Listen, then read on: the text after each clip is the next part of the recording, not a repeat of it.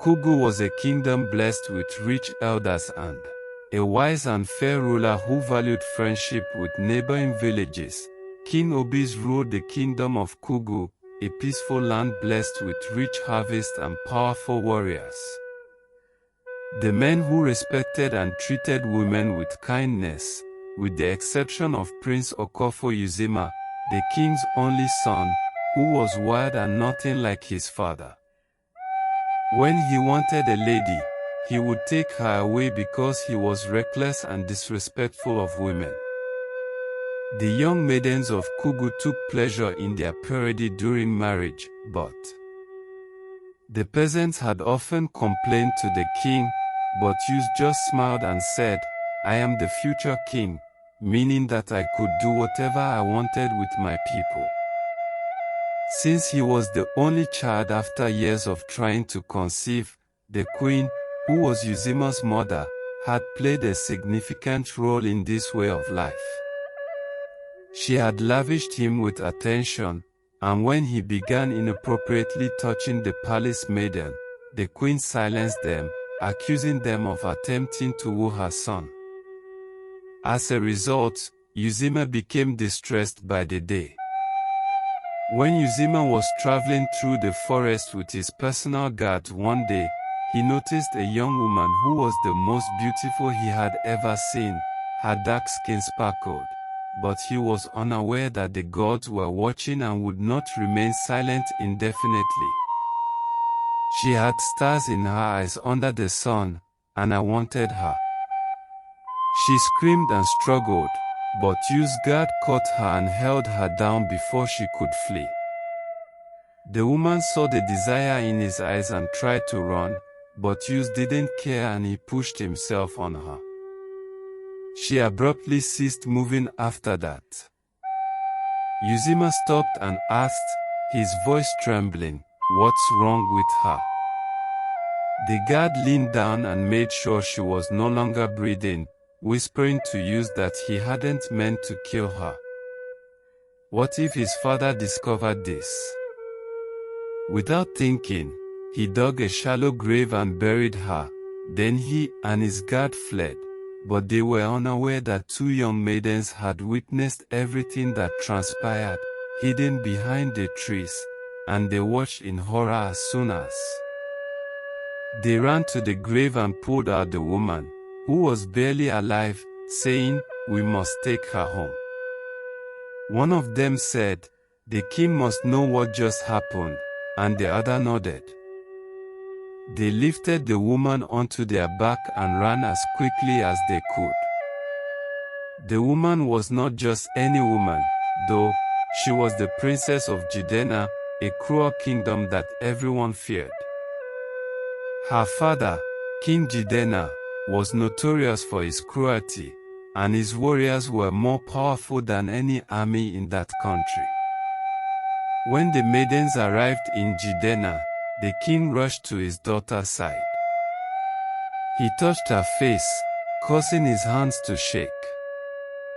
He demanded that the maidens tell him everything.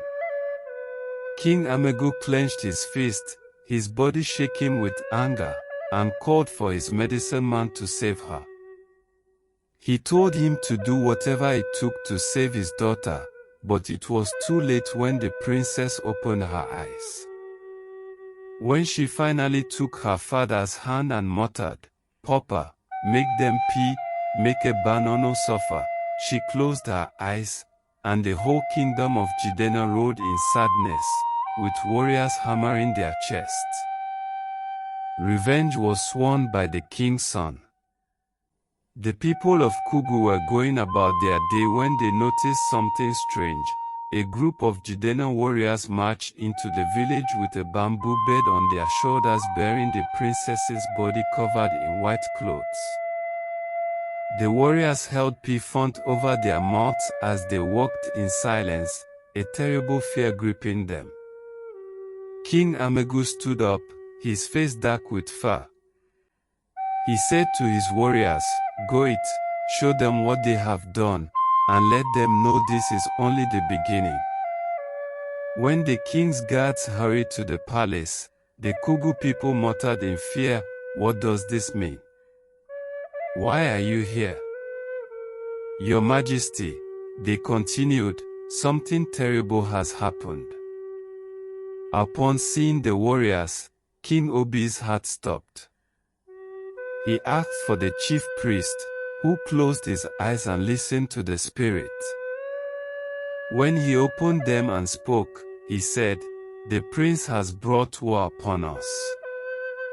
It was too late for objections, but Yu's face turned pale when he yelled a lie. There was only one message from the king when a messenger from Jidena came. "Kugu, I am going to leave your land barren." The king summoned all the young men of the land and said, "We must fight or they will kill us." Without hearing his warning, the men were forced to train friends to become warriors overnight, and 3 of them were close friends.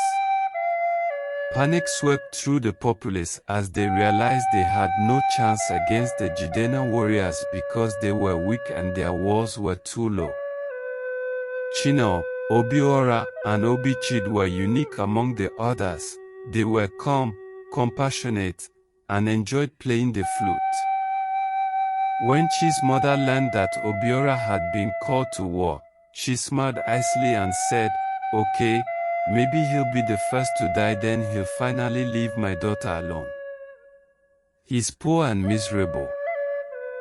He loved playing the flute more than fighting." Chinel was a beautiful maiden from the village. Chinel sobbed, pleading with Obi to stay put and let them flee, but there was nowhere to go because every path was blocked by the warriors of Jidena, who were all watching the road to make sure no young men got away. The war was approaching. There was no way to prevent it. Kuju is the kingdom, was preparing for war, but they had no idea what the people of Jidena were planning beforehand. Jidena's warriors were vicious, and their retaliation would be unlike anything Kugu had ever seen. Obi, who had previously been a peaceful man, had no choice but to take his training seriously after realizing that it was either kill or die. Unable to keep away, he continued to sneak out to visit him at the warriors' camp. Ob's best friend Chidi and Okonkwo were strong and well respected in the community, so they would stand and watch. For him, when he was spending time with Chi, everything changed one fateful night. China came to the camp as usual, but Chidi, Okonkwo and Obiora were not there. She looked around in confusion, but then a shadow appeared over her. It was Prince Uzema, his smith. "Who are you looking for, beautiful?" When she said, "I came to see Obiora," China's stomach churned since she already knew what kind of guy the prince was. She stepped back, but the prince didn't listen. His eyes darkened with the same hunger for women that he had always had. He grabbed her and wrapped his fingers around her wrist, saying, "Forget about Obiora, you're better off with me." Chino yanked her hand away, letting me go. She yelled, Uzema microphone vanished, and his grip tightened. "You don't tell me what to do, I am your prince." He shouted back at her. Chino screamed. She screamed so loudly that the entire camp could hear her. Her 2 warriors rushed out of the shadows, their hands on their swords. The prince saw them and hesitated, scratching off his clothes. "I was just playing with her," said to them before leaving without saying anything further. She was safe that day, but her hands were shaking as she ran home without turning around. The warriors watched him leave, shaking their heads in despair at everything that had happened and the pain he had caused their land. The prince still hadn't learned his lesson, And that night, as the warriors of Kugu were resting, disaster struck suddenly. The warriors of Jidena attacked. They appeared like shadows in the night, their blades slicing through the tent and crushing through men before they could they even seize their weapons. The camp was in disarray. Blood splattered the ground as SRS clashed, men wailed. Obi battled with all of his strength. His training had somewhat paid off, but the warriors of Jidena were monsters. He was accompanied by Okonkwo. When his sword flashed in the moonlight, an arrow suddenly flew straight toward Ob's chest. Okonkwo noticed it and, at the last second, he pushed Obi away, causing the arrow to sink deeply into his side. As he stumbled, Chi welcomed his teeth. Gasping, he fought. Even though the wound is bleeding profusely, the battle wasn't really about them. The warriors of Jidena weren't there to win a battle that night, rather, they were there for the prince's use. When he attempted to flee, there was nowhere to hide, so the warriors of Jidena grabbed him, bound his hand, and dragged him away. By the time the battle was over, the warriors were lying broken and injured, many of them dead, and Chidi was barely holding on, his face pale from blood loss. Still trembling, Obiora gazed at the ground. Had Okonkwo not intervened to save him, he would have. Being the one who was bleeding out or even dead, the warriors were still attempting to recover when a scream sounded, and everyone turned to face it. One warrior stood frozen, his eyes wide with horror, and he pointed at something on the ground. Obi and the others ran to him, and they saw that it was the body of Prince Uzema, with his head missing a few feet away, his severed head lying in the dust, and his lifeless eyes staring into nothing. The warriors of Kugu gasped in shock, some turning away, while others fell to the ground. Their knees had caused this, but the sight of their prince being brutally murdered still sent a shockwave through the kingdom. The body was brought to the palace, where King Obis clutched his son's severed head and his breathing became raised. Then, with one last gasp, he collapsed. The servants ran to him, calling his name, but it was too late. The grief had broken him. The king was dead, Kugu fell into a maw, their prince was gone, and the kingdom had never felt so helpless, but Jidena was not.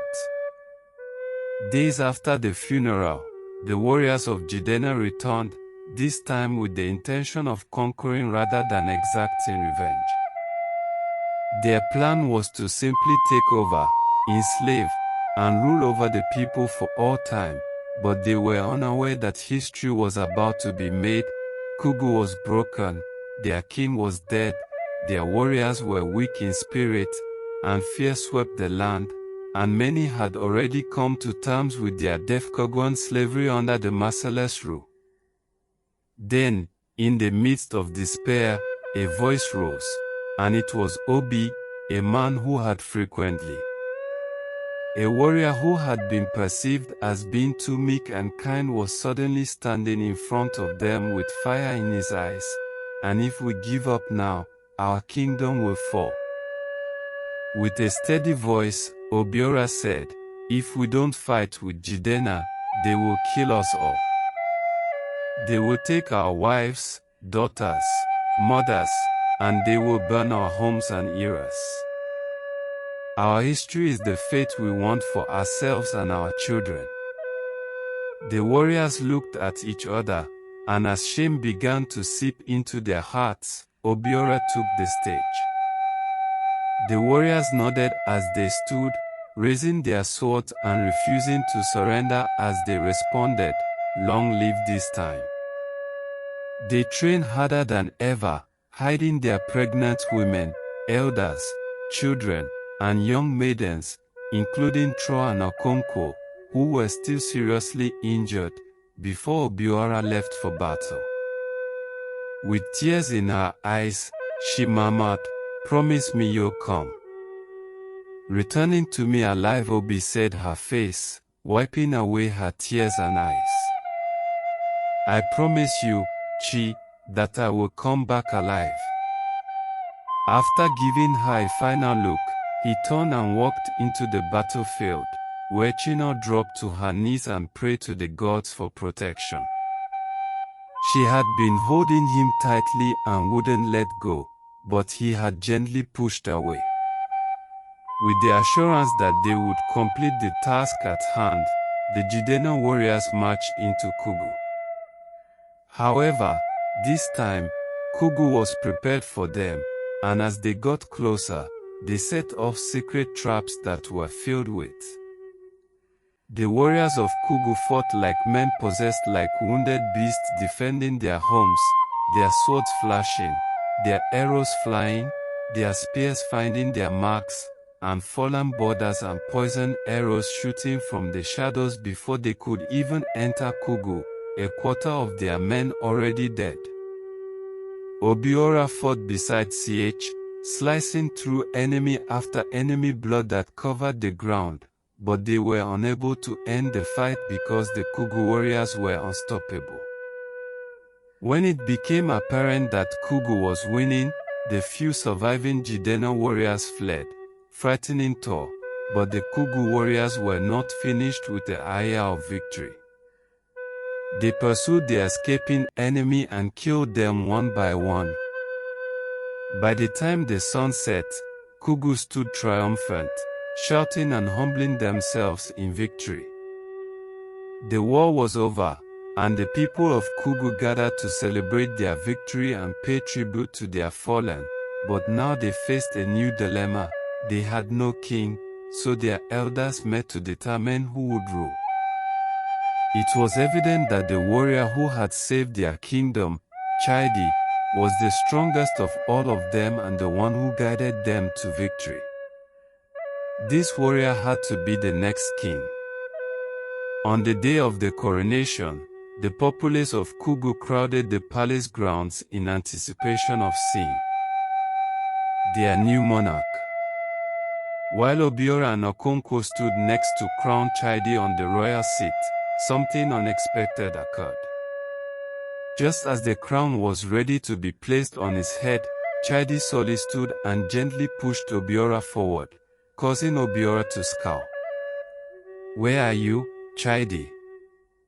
Chidi merely grinned before turning to face Okonkwo, who was grinning as well. First of all, Chidi claimed that the battle plan, the traps, and the underground concealment were all your ideas. "Obiora, you saved a life. You are the real king of Kugu." Ob's eyes widened as he glanced around, expecting the warriors to protest, but they all grinned and nodded in agreement before the elder took the stage.